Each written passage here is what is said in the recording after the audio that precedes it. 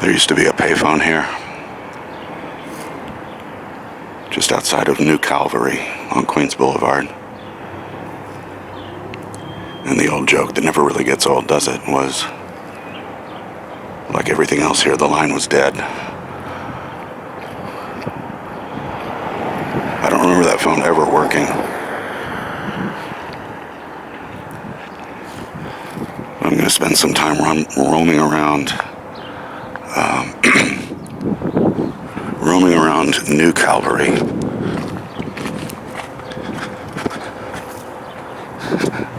Nice barbed wire fence, right? I should get on this sidewalk here.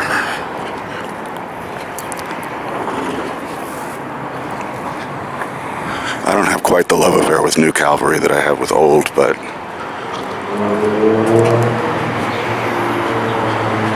I do appreciate it.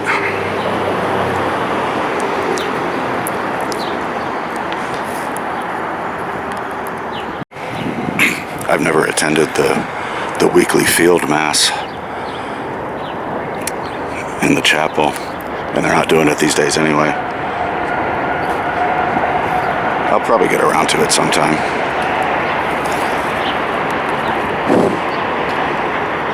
So this is 3rd Calvary.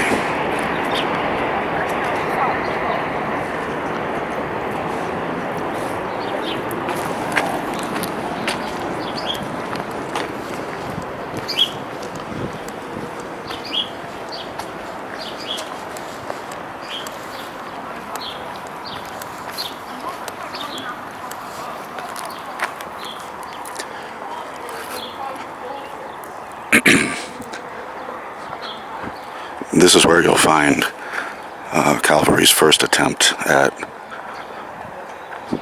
a columbarium. And I made a video of that a long time ago. Catholics never actually forbade cremation, but they discouraged it. Something about the sanctity of the human vessel.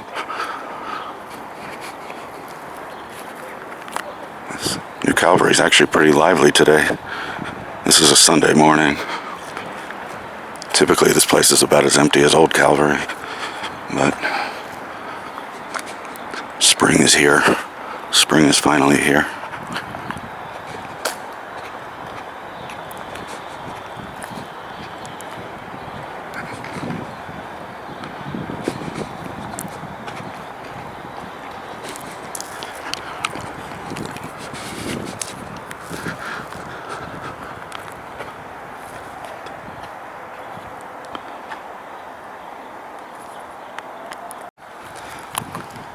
After that brief flurry of activity, it looks like this place is as empty as I as I expect it to be. Section 3 is where, 3rd Calvary. Somewhere in this section is Annie Moore, the first immigrant to enter the U.S. through Ellis Island. And I don't think I'm going to try to track her down today, but I actually wanted to see how the columbarium is looking, how populated it's become.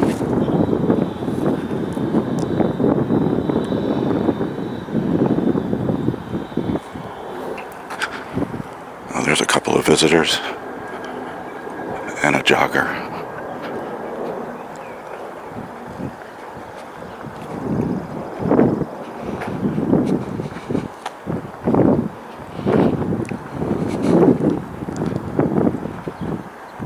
Compared to Old Calvary, New Calvary is kind of a parking lot, if you will, in terms of landscaping. Mostly pretty flat. I think there's a section up, sort of off in the distance there, where a hillside rises up. But it's mostly pretty flat.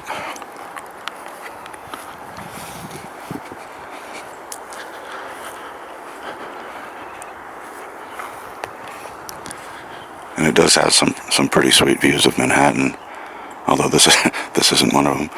From further back, I think. Further back and further ahead in the direction that I'm walking.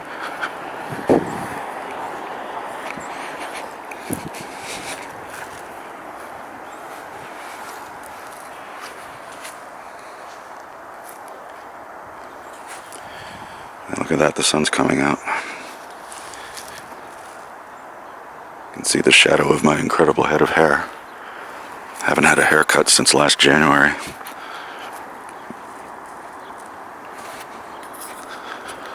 But I get my second vax a week from tomorrow.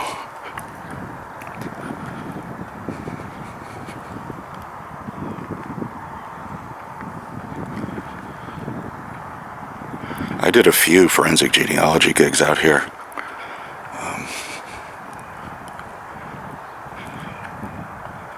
I seem to remember them all leading to unmarked burial sites.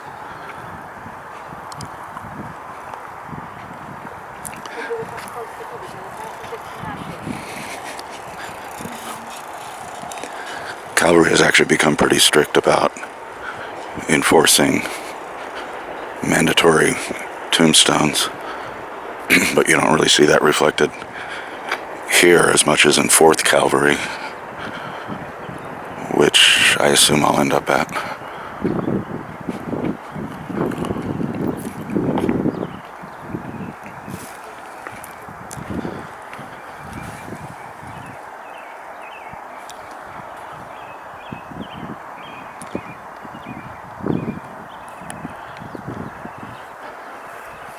Cemeteries are just so random.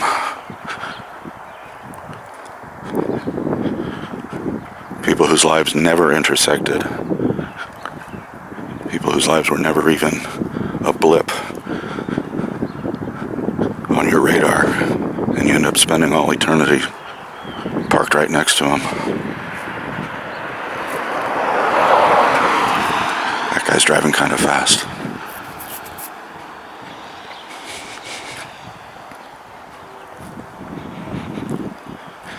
I read once about a community mausoleum in San Francisco that had a get-together of everybody that had purchased a spot there. So you had a meet and greet with all these people that you were going to spend eternity next to.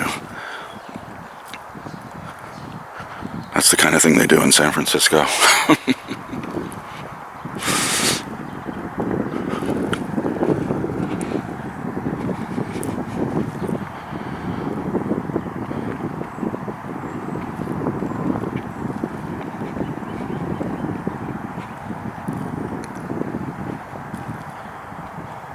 Beautiful clouds today.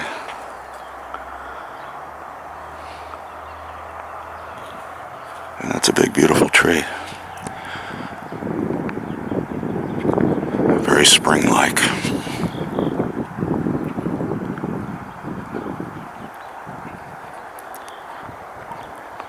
On this side, you've got some apartment buildings just across the street, just on the other side of the fence.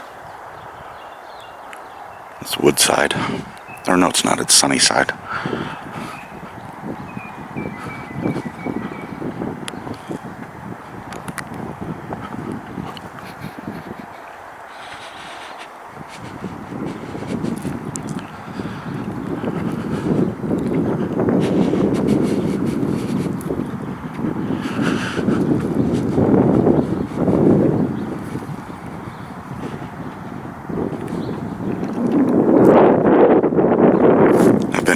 Correspondence with somebody who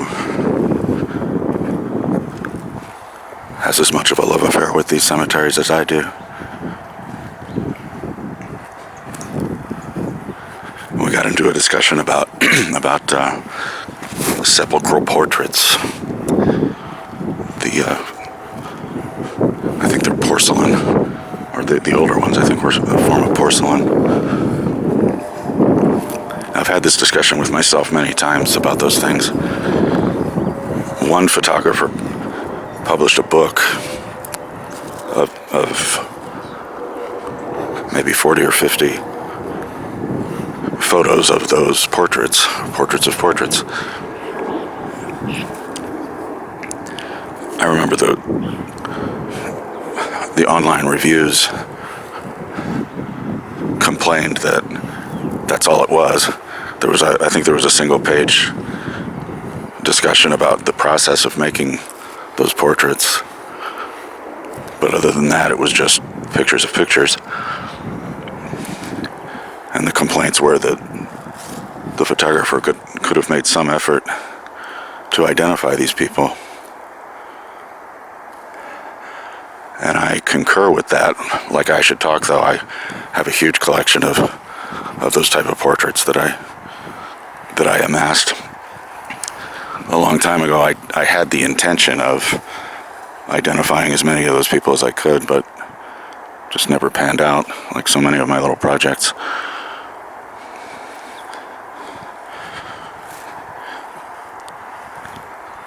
About a few years later, a couple other people published another book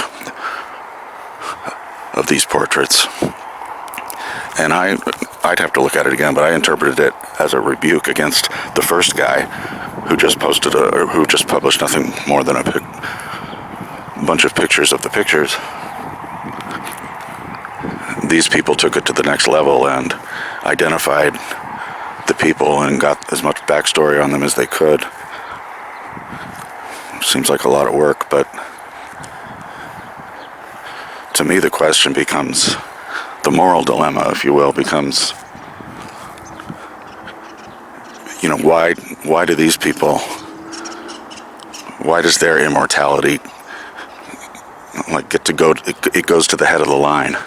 It leapfrogs ahead of the others in these cemeteries who did not get their pictures on their grave.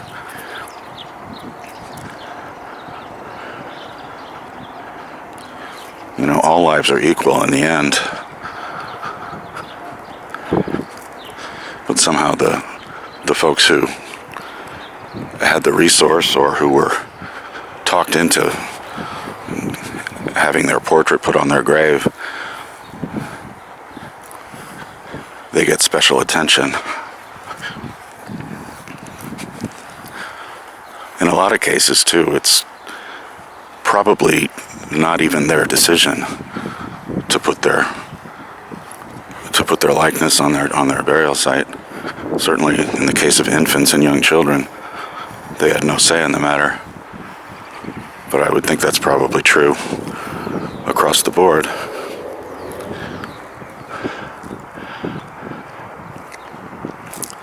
This, I will assume, is an area for the poor.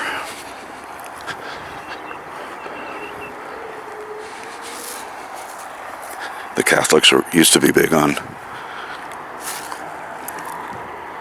giving free burials to what I think they called the holy poor or the sacred poor.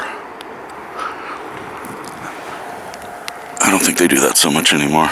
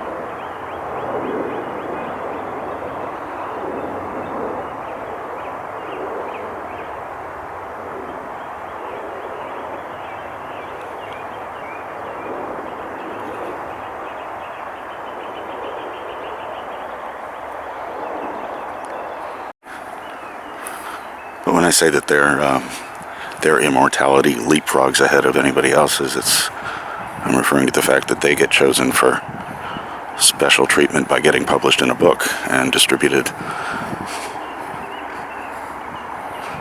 all over the world. Most people's memory sits in places like this, undisturbed and uncelebrated.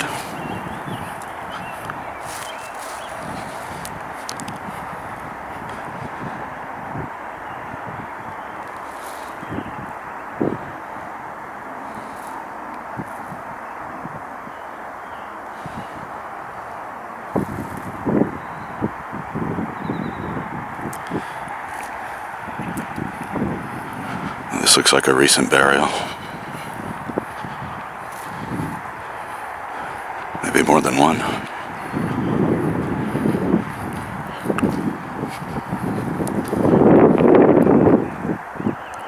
There's no recent dates on the markers, but sometimes that takes a while. My mother said she wanted to be cremated because she didn't think anybody would come out to visit her burial site. And I told her I would. And with that, she changed her mind, and she's buried with my father out at the National Cemetery in Florida. And you know what? She was right. I've never been out to visit her grave.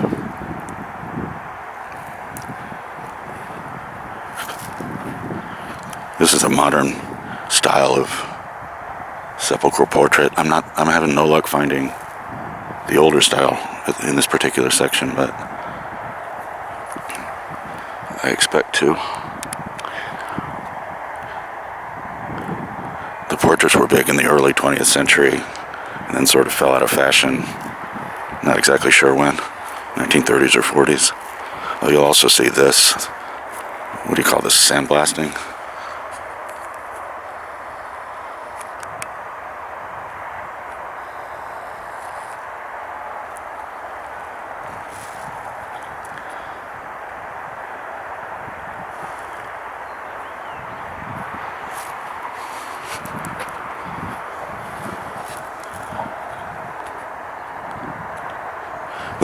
That's a characteristic of the portraits, though, about their density, is they tend to populate specific sections. Like you might find one or two in some sections, and you'll find almost every other marker has them in another one. And I interpret that to be some reflection of who the salesperson was.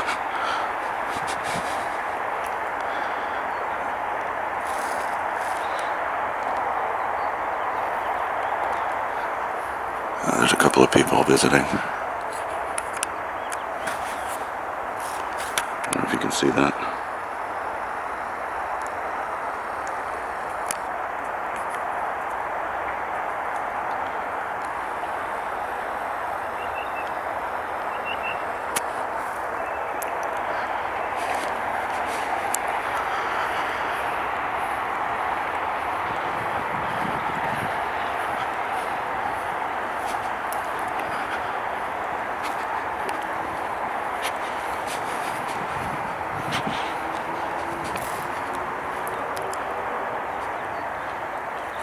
But you know what? I find myself guilty of this, focusing on specific markers just because there's somebody's picture is on it.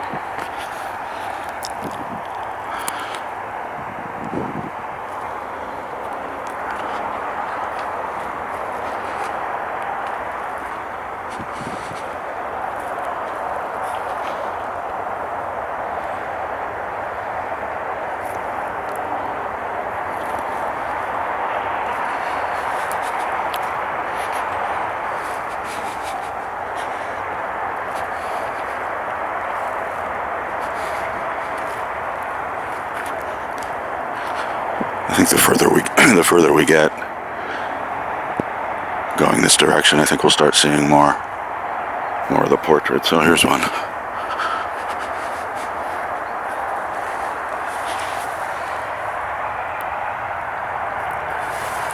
That's the more classic style.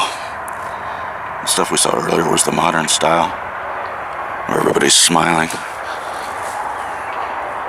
People just didn't used to smile for portraits, and there was no big deal about it.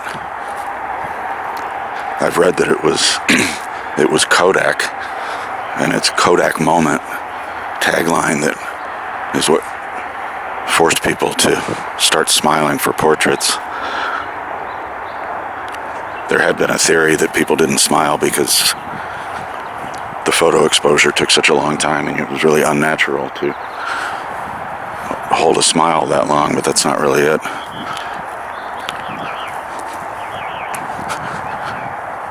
The question is isn't why they were not smiling. The question really is, why do we smile?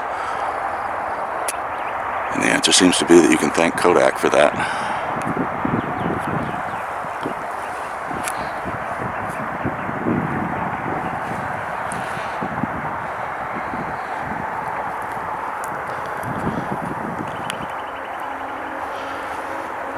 Yeah, I'm starting to see more of the old style portraits here.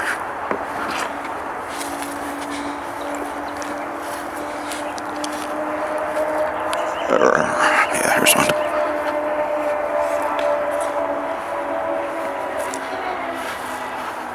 That's the soothing sound of the BQE, by the way, Brooklyn Queens Expressway.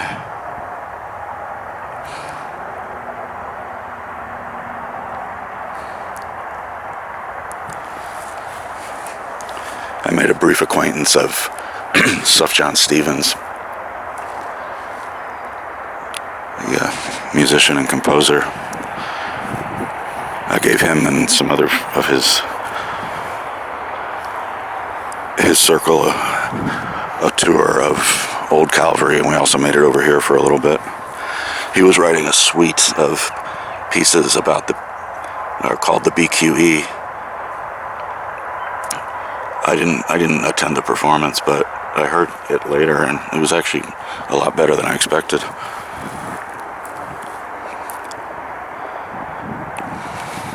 I think I might look for it again. But he did some filming out here.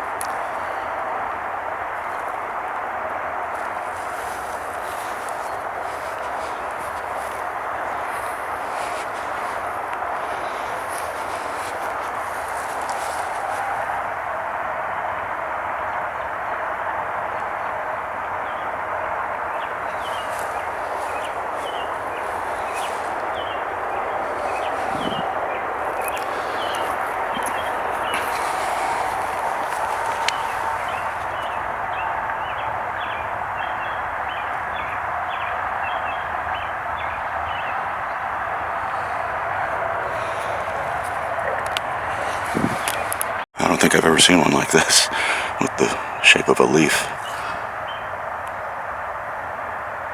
That's way before Photoshop, man.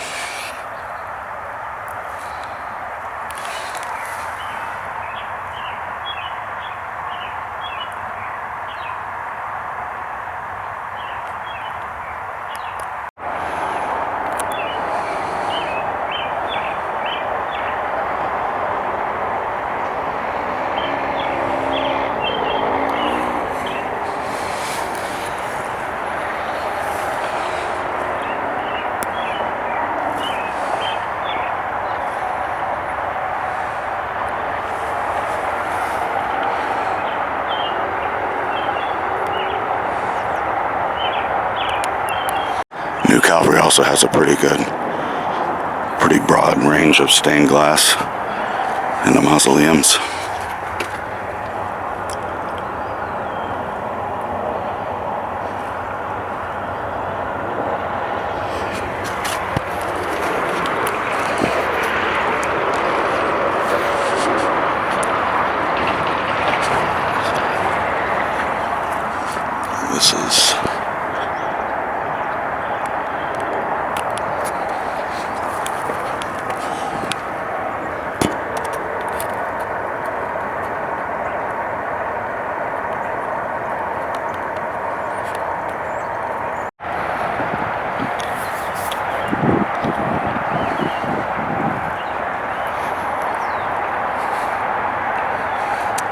This is section 25 with a pretty impressive row of mausolea.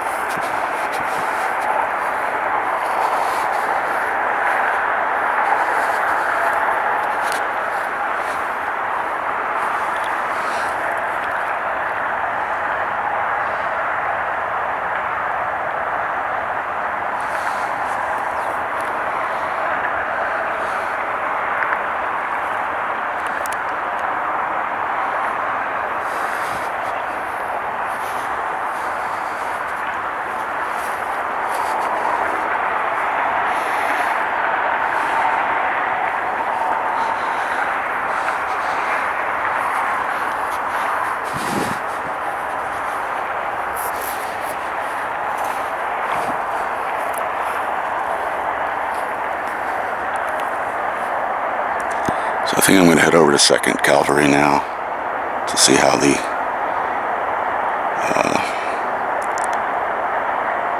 columbarium of the Holy Family, I believe that's the name of it. I want to see how that's been populated.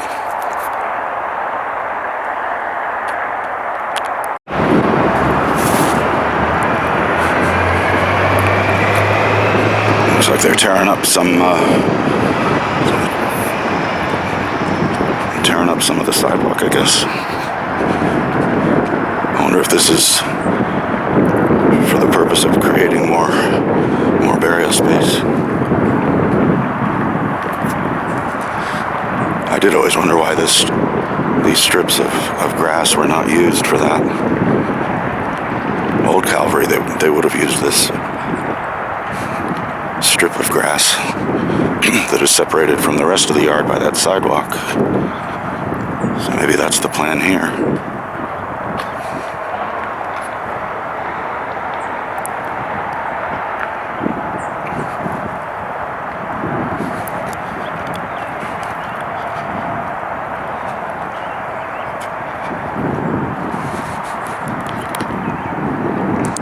There's a statue of Rachel up here. And that statue was missing for a long time. I guess somebody must have plowed into it. Then it was replaced, but I don't think this is this statue doesn't look quite like the old one did, if I remember correctly. And they're tearing up some ground over here too.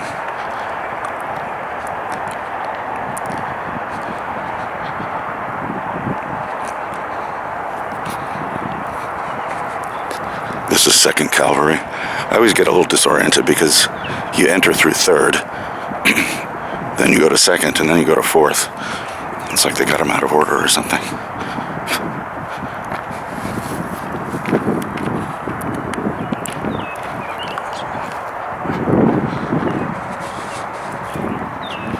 There's all kinds of paraphernalia lying around.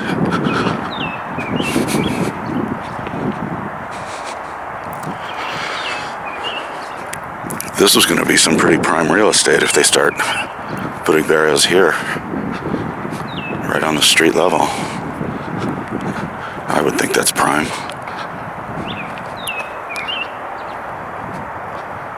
Assuming the stones are going to face forward. Or face toward the street, that is. I've always thought it was strange that none of these do. These are all facing away from the street. But maybe the street wasn't here yet when they laid this out.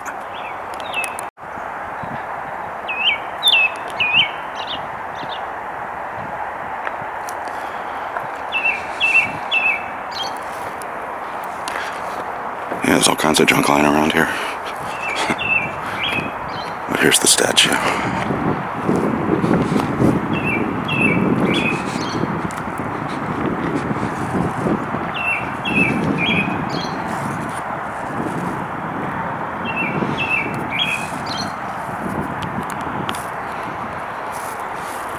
This is the far end of 2nd Calvary.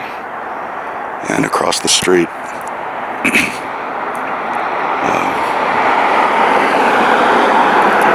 is Mount Zion, the Jewish cemetery. And this view doesn't really do it justice. That's a stunningly beautiful yard. You can see how jam-packed it all is. That's because tombstones are always mandatory at the Jewish cemeteries. Always have been. I don't know why my voice sounds so gravelly today. Anyway, I'm at the columbarium, but I waited a few minutes because there were some people in there. I don't like butting in on people visiting their family's burial sites, or interment sites in this case.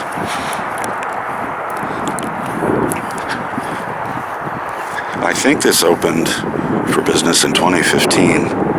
It seems like it should be longer ago than that. I had long assumed I would end up at one of the Calvaries. And when I heard they were doing these cremation niches,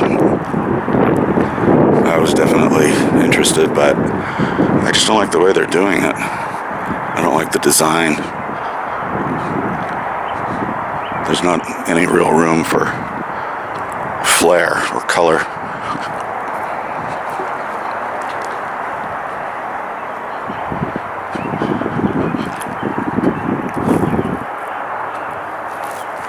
I did post a video of this back in 2015, I think. I meant to look that up before I left. And I think the first interments were over here. In fact, I think this was it. Jorge Jimenez.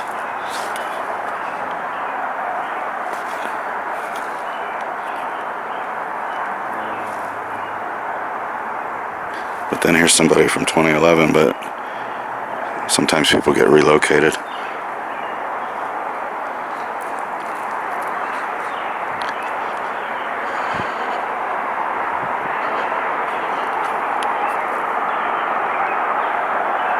Well, actually, there is a little more of this going on than I remember from before.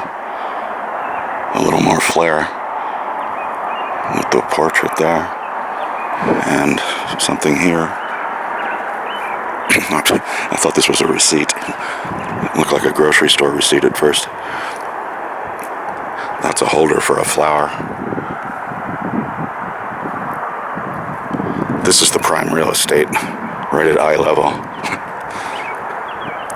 And they're not supposed to put natural flowers here, but people do anyway.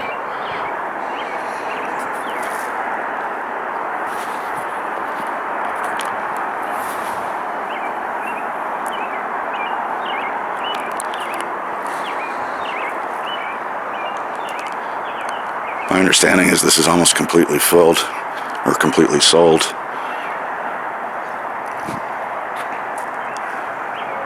I will give them some credit for not making the top shelf too high. You go to a lot of mausoleums where the ceiling must be like 15 feet up, and nobody can actually make contact with the top level. So this is like there really are no cheap seats here in terms of visibility and access.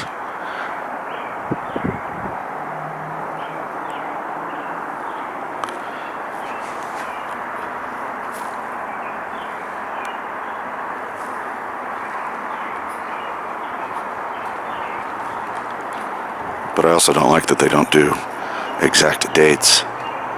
Oh, you know what I also didn't like was that you can't read the numbers on most of them, but it looks like somebody made the effort on this particular one to highlight it. Most of them look like this. You can barely read the number at all. So that's a nice little flourish, nice gesture. It starts to feel like a maze.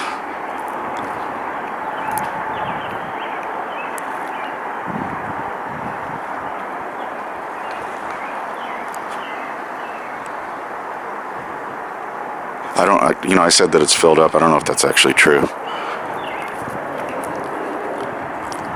because they're still advertising it. Yeah, here's another one where somebody agreed with me that the numbers are impossible to read. It's a good move, because like I said, most of them you really just can't read the number.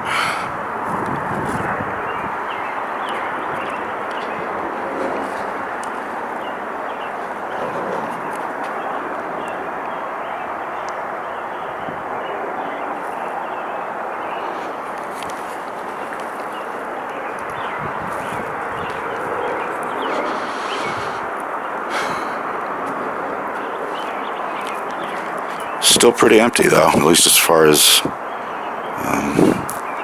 actual interments. How many of these are sold? I guess how would I know?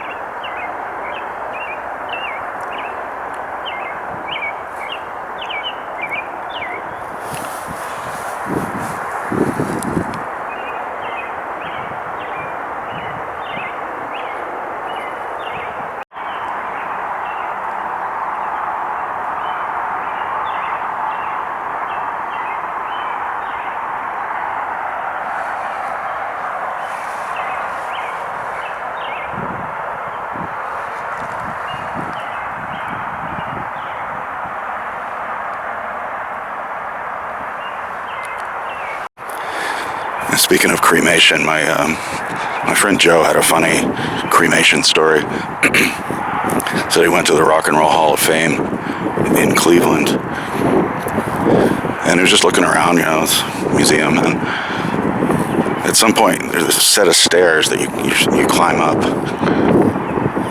and at the top of the stairs was this, I guess, a glass case, and in that glass case was the cremated remains of the radio DJ who I think was credited with coining the term rock and roll. And it was just so jarring because cremation isn't a comfortable topic of discussion for most people, and here you are at the Rock and Roll Hall of Fame, and suddenly you're just looking at that. It did sound a little unnerving, but one of my friends from high school, that's his last name.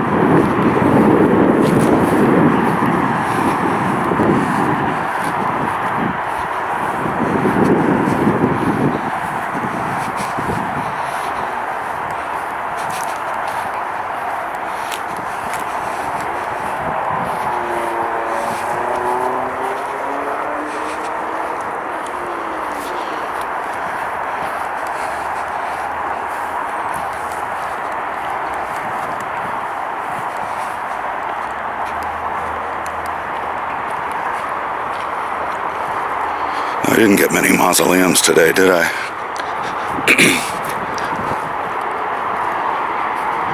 We're going over to 4th Calvary now. I don't think there are any over there. At least not yet.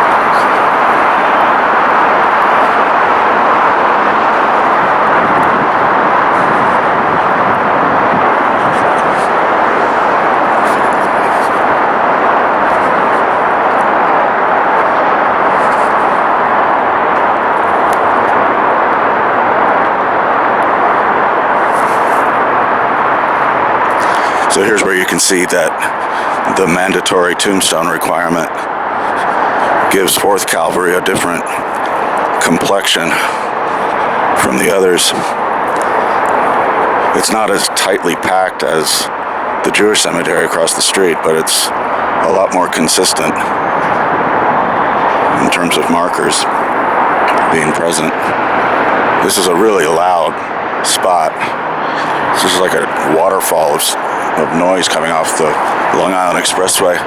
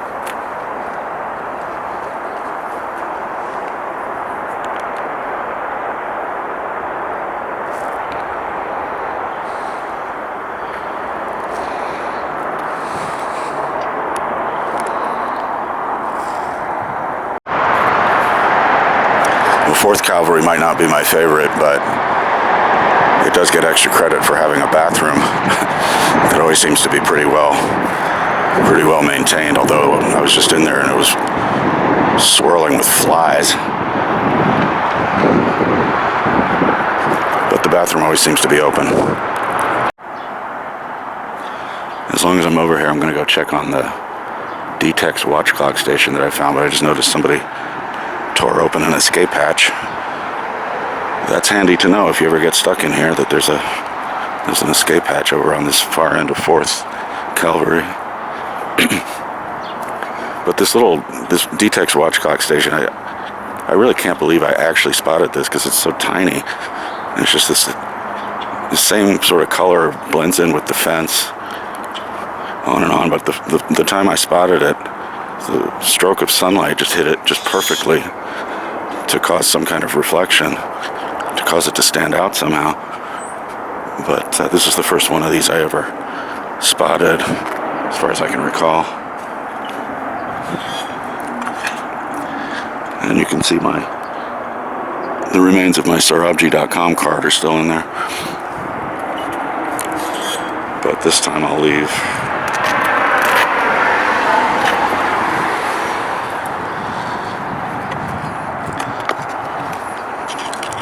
this one instead. I don't know if that's going to stay, probably not. Anyway, this one is missing its key, but you may have seen my D-Tex Watch College Station postings from before. This was part of the security guard's detail, and to prove he was doing his rounds, he would take the key out of one of these things and turn it into a device that he carried around that created a timestamp. Showed that timestamp to his boss to prove that he made his rounds.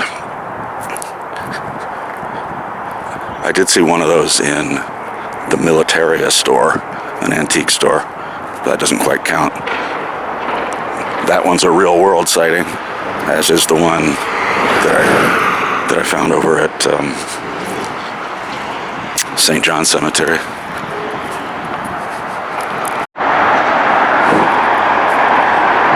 This is 54th Avenue, the road that leads into the back door, I guess, of the cemetery. I guess you'd call it the back door. And there's always all kinds of crap dumped here illegally.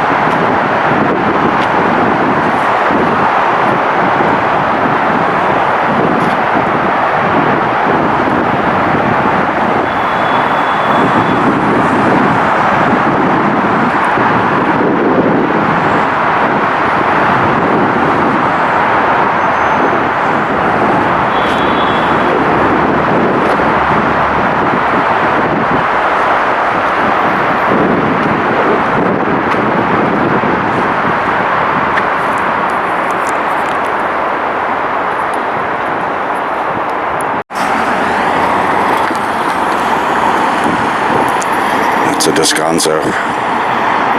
Guess there was a bicycle fatality here. Not too surprising, actually. This is kind of a scary intersection. It's not as bad on weekends, but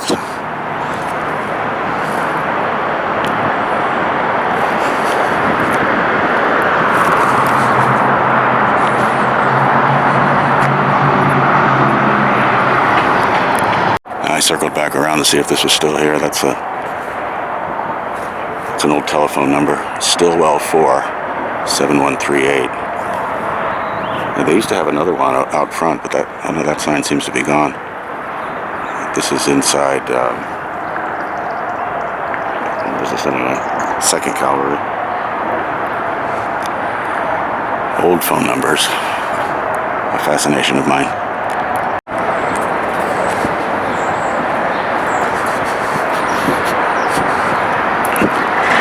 So this is 49th Street. Just an interesting little side street, little back road. It's pretty busy during the week, but always dead on weekends.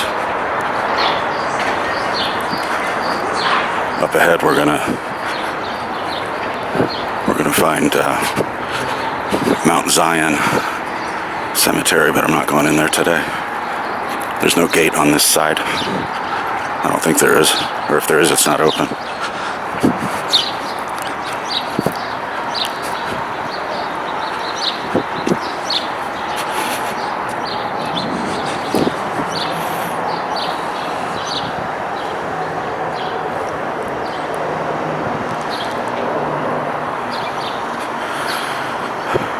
Actually, I sort of having second thoughts about going this route because there is a point where it gets kind of dangerous.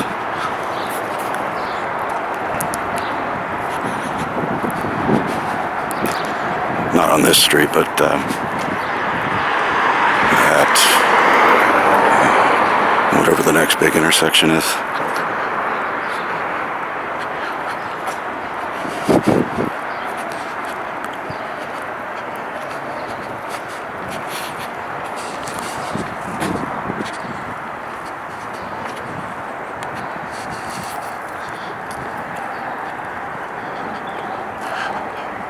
Oh wait, maybe I'm wrong about that. This obviously isn't Mount Zion. I think I'm thinking of a different stretch of road. This is going to land me right into Woodside, where I had an interesting encounter sometime last year. I was making video of one of the payphone enclosures there. It was really conspicuously covered with graffiti, and I was kind of chuckling about it because it was just, you see a lot of graffitied payphones around, but this one was really a piece of work. And after I finished recording the video, I hear somebody yelling out at me, "Yo, buddy, what are you doing? Stop doing that. Why are you taking pictures of that payphone?" And he identified himself as a gang member.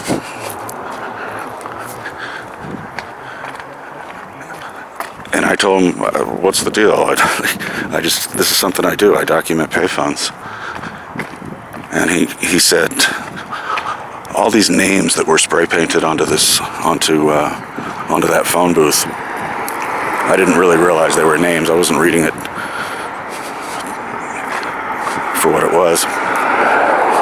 But he said all those names written on the phone booth, he said these were the names of the dead. I assumed he meant COVID, but no, he said these were what he called fallen soldiers. These were the names of the victims of the Woodside gang violence.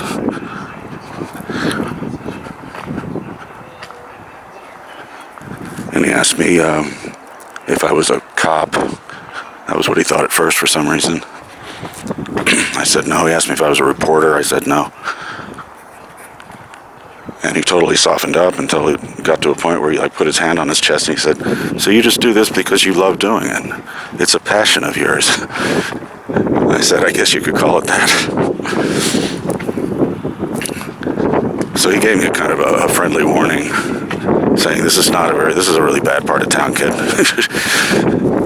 And suggesting perhaps that I shouldn't be there. And here I am walking right into it again. I don't think that phone's going to be there anymore. But we'll see. Yeah, that sucker's gone. No surprise. I'm going to add the video that I made of this after it happened. The video I made about this encounter that I had with the gang member. I'm going to add that next. I see where vestiges remain. These are the names of the dead.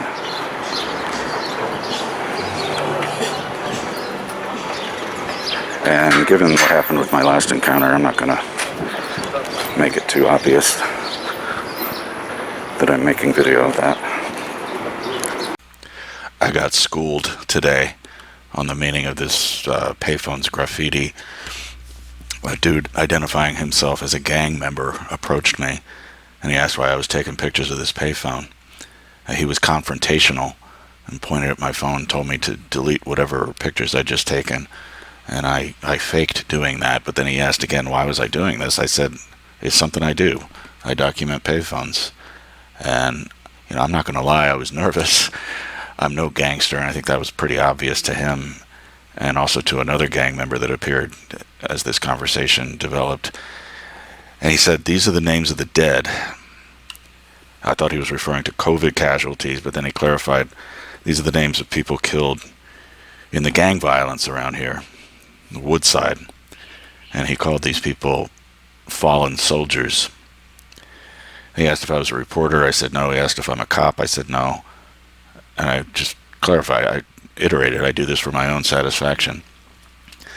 And he softened. He's like, you do this just because you want to do this? And I said, yeah. And he put his hand on his chest and he said, so it's like a passion you have. And I laughed a little. And I said, I guess you could call it that. And then he totally relaxed. He's like, that's all right. That's all right, man. You know, he went from telling me to delete all my photos to encouraging me to get more photos of the phone. And he said, if you post that to the internet, be sure to explain what this is and what it means. And he kept saying it again. These are fallen soldiers, man. And then he said, this is a bad part of town. And I could tell he was implying that I really shouldn't be here. But what can I say? It gave me goosebumps. This phone went from a squalid mass of graffiti to a descanso of sorts, like a roadside memorial for the victims of gang violence.